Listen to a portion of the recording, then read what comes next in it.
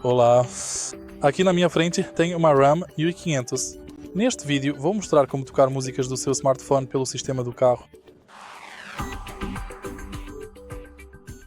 No início, certifique-se de que seu smartphone está conectado ao carro via Bluetooth e dê uma olhada na tela do display. Em seguida, vá até a opção Mídia. Selecione Bluetooth. E agora você pode tocar qualquer música que quiser do seu smartphone e ela será reproduzida pelo sistema do carro.